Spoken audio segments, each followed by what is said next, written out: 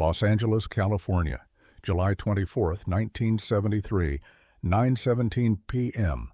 The Grand Olympic Auditorium on South Grand Avenue had seen nearly 5 decades of legends. Jack Dempsey had walked its halls. Sugar Ray Robinson had thrown combinations under its lights. Muhammad Ali himself had fought within its ropes in the early years of his career, back when the world still called him Cassius Clay. On this particular Tuesday evening, the building was dark to the public. No tickets sold, no announcements made, no press passes issued. The main hall sat empty except for a single ring at its center, lit by overhead lights that threw sharp shadows across the canvas. The Grand Olympic Auditorium held 10,000 seats on its biggest nights.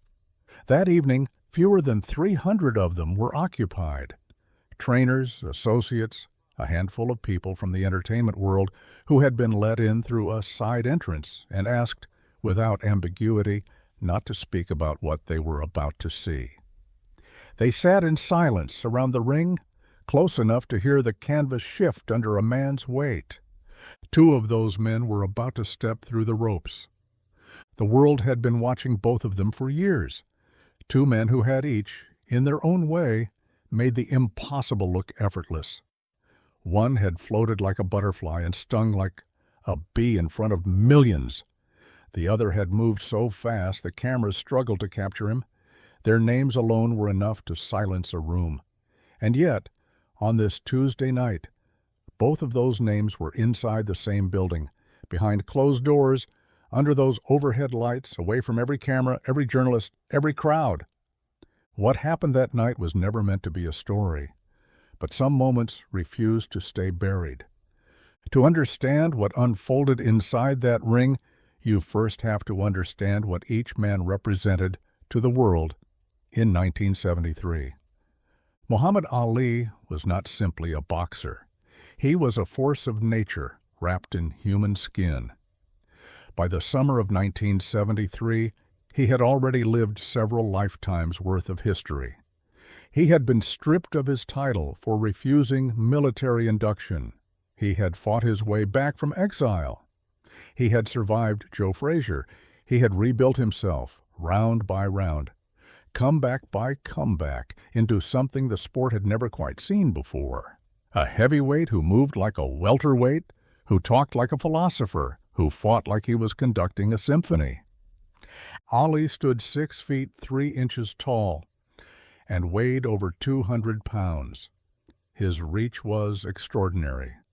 His reflexes had been clocked and studied and marveled at by trainers and scientists alike. He was not merely athletic. He was a physical argument against the limits of what the human body could do inside a ring.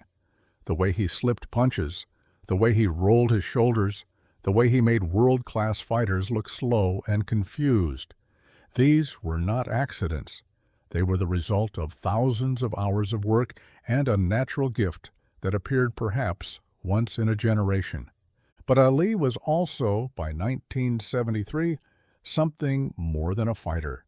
He had spoken against the Vietnam War at a moment when that cost him everything. He had converted, changed his name, stood his ground, and paid the price in the prime of his career.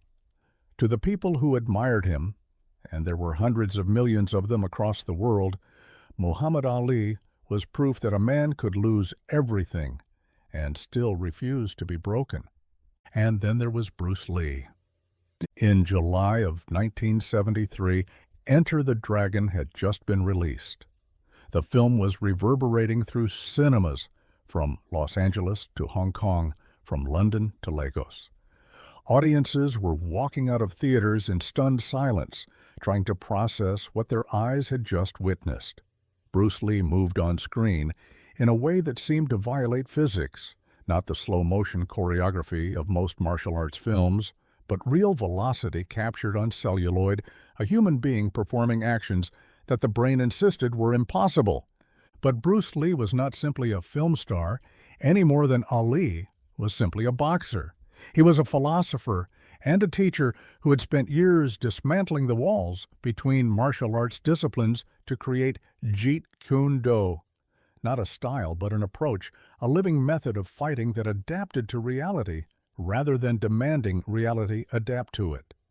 His physical conditioning was something fitness professionals would still be studying decades after his death. Lee stood 5 feet 7 inches and weighed around 135 pounds at his peak. On paper, those numbers told a certain story, but Bruce Lee had spent his entire adult life arguing that the story told on paper was rarely the complete story. Speed, he believed, was not secondary to power. It was the source of power. A strike that arrived before the body could register it was a strike that could not be blocked, could not be anticipated, and could not be prepared for. These were the two men who found themselves on a warm evening in July 1973 walking toward the same ring. The meeting had not been announced. There were no reporters, no photographers, no publicists arranging the moment for a maximum impact. What there was, according to people who were present that evening, was a quiet introduction arranged through mutual connections in the entertainment world. Individuals who moved between the worlds of Hollywood, professional sports, and the martial arts community that was, at that time, experiencing an unprecedented surge in public interest. Ali had been aware of Bruce Lee for some time. It would have been impossible not to be. The martial arts world and the boxing world overlapped more than most people realized, especially in Los Angeles in the early 1970s. Ali was a man who studied movement the way some men studied scripture. He was fascinated by speed. He had built his entire fighting philosophy around it, and the reports he had received about Bruce Lee's speed were the kind that made a man stop and ask questions. There is a particular quality that separates truly great athletes from those who are merely excellent. The truly great ones are never threatened by excellence in others. They are drawn to it. They want to measure themselves against it, not out of arrogance, but out of an insatiable need to understand what is possible. Muhammad Ali had that quality in abundance. When he heard about Bruce Lee, he did not dismiss him. He became curious. The invitation had reportedly been extended with genuine respect. Ali wanted to see it for himself, not in a film, but in person. Lee had accepted. He was, by that point in his life, beyond the need to prove himself to anyone. But he understood the symbolic weight of the meeting. Two men who had each become representatives of something larger than themselves, whose bodies had become arguments, who between them had probably inspired more young people to believe in themselves than any other athletes alive. Ali arrived first. He moved through the building the way he always moved through spaces that belonged to him, with the ease of a man who had performed in front of tens of thousands and found nothing intimidating about a crowd of 300. He greeted a few familiar faces near the ring apron, then stood still for a moment and looked at the canvas under the overhead lights. The atmosphere in the auditorium was not hostile. It was charged with something closer to reverence. Everyone present understood that they were witnessing something that would not happen again. He was 31 years old that summer. He was not at the absolute peak of his physical powers. Those years had been lost to exile, but he was formidable in a way that went beyond mere athleticism. He had the presence of a man who had been tested at the highest possible level and had not broken. Bruce Lee arrived shortly after. He was 32 years old, and he was, in the estimation of everyone who knew him, at the peak of his physical preparation. The months leading up to the release of Enter the Dragon had been a period of extraordinary conditioning. He had refined his body to a degree that went beyond what most people thought achievable without compromising function. He was not a bodybuilder, but he was a weapon that happened to be shaped like a man. The two of them came face to face beside the ring. The accounts converge on certain details. There was mutual respect, immediate and genuine. Ali looked at Lee with the attentiveness of a man who understood he was in the presence of something unusual. Lee looked at Ali with an expression those present described as focused and calm. the expression of a man who had made peace with whatever was about to happen. They climbed into the ring together. What followed was not a fight. The word fight implies antagonism, a winner and a loser, genuine hostility. This was something different. This was a conversation conducted in the language of movement. Two men exploring what each of them was capable of in the presence of each other with full respect for what that exploration might reveal. Ali moved first.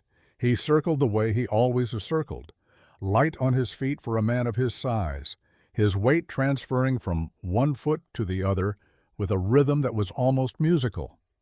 He was studying Lee the way he studied all opponents, not looking at the surface, but looking for the patterns underneath, the tells, the tendencies that would, in a real fight, become vulnerabilities. Lee stood his ground and watched. To the observers around the ring, this stillness in the face of Ali's movement was itself remarkable. Most people who entered a ring with Muhammad Ali felt the immediate psychological pressure of his presence, the sense of being evaluated and found wanting before a single punch had been thrown. Lee seemed unaffected by it, or rather, and this was the more precise reading, he seemed to be absorbing it, processing it, filing it away. Ali threw a jab. A real jab, not a gentle probe. A proper, technical, world-class jab with his full weight behind it. Lee moved. Not backward, sideways and slightly forward, slipping inside the arc of the punch with a movement so fluid and so fast that several observers later said they were not entirely sure what they had seen. One moment, the punch was on its way. The next moment, Lee was no longer where the punch was going. Ali pulled up short. He blinked. He reset his stance. This was new. Ali had been in the ring with every variety of fast fighter the heavyweight division had to offer. What Lee had just done was not the same as any of those things. It was not boxing speed measured in the narrow vocabulary of jabs and crosses and hooks. It was something else entirely, a full-body responsiveness that seemed to operate on a different timeline than ordinary human reaction. Ali tried again, a combination this time, jab, cross, the sequence that had put some of the finest fighters in the world on the canvas. His hands moved with the speed that had made boxing historians reach for superlatives.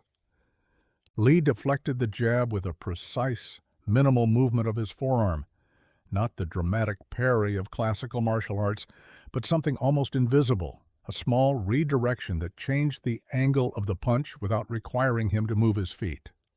The cross came in and Lee stepped past it, his body rotating to allow the punch to miss by millimeters. And for just a moment, a fraction of a second, his hand was open at Ali's midsection, not striking, but present in a way that communicated, without ambiguity, that the option to strike had existed and had been chosen not to be taken. The ring went quiet. Ali stepped back.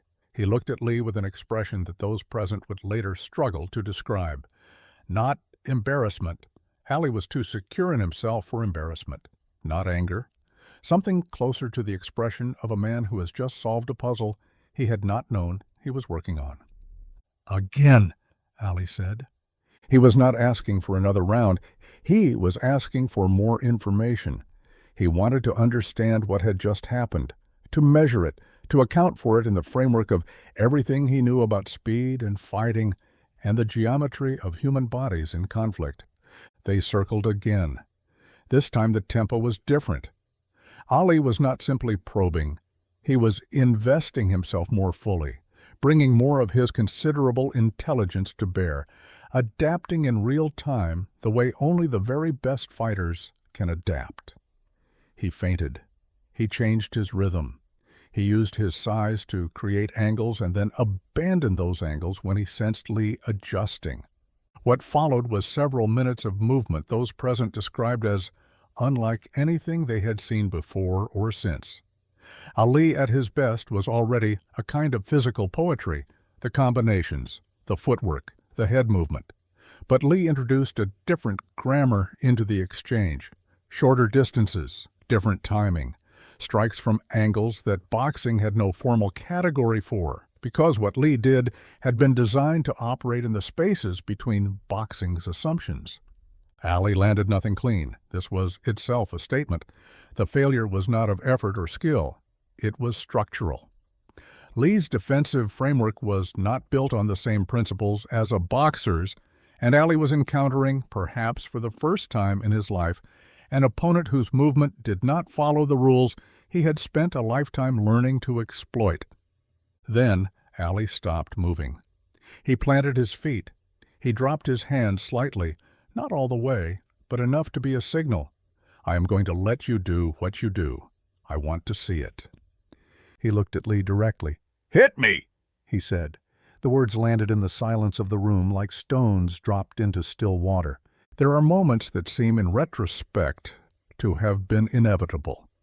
Two forces building toward each other across years of separate development, until finally the distance between them closes, and the collision happens, and the world is briefly, unmistakably different from what it was before.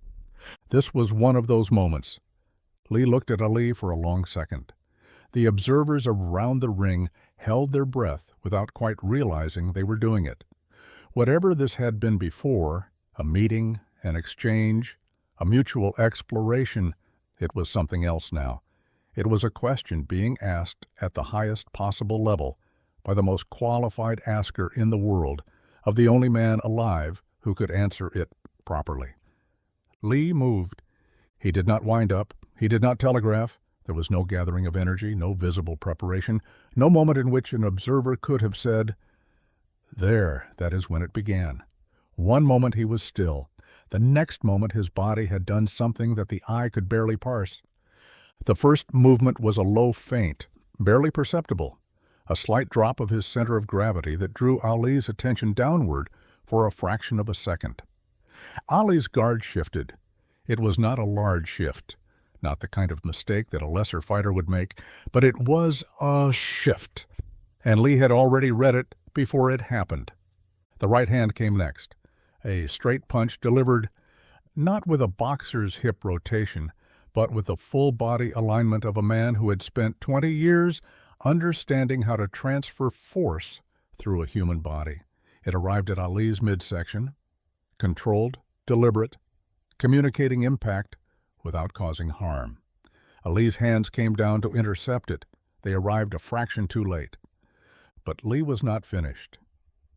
As Ali's defense dropped to cover the body, Lee's left hand moved, a short, sharp ridge hand strike across Ali's forearm, precise enough to break the defensive line for the space of one breath. In that breath, Lee reset. His right hand, which had already landed once, cocked again at close range.